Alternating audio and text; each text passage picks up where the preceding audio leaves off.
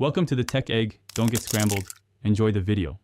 You start by confirming device capabilities. Check that the host permits Bluetooth tethering or PAN, and the client can act as a consumer.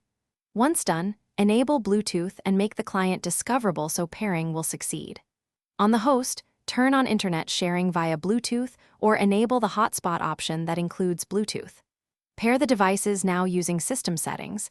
Accept any PIN prompts. This step ensures a secure, authenticated link before you attempt networking, so connections will be reliable.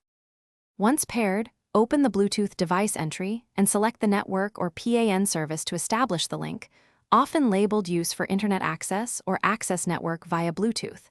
Make sure the host's tethering service is active, otherwise the PAN profile won't provide routes. On the client, confirm it obtained an IP via DHCP. This assigns gateway and DNS automatically. If DHCP fails, configure a static IP in the host subnet and point DNS to a known resolver. This creates an operational network path. Now validate the link.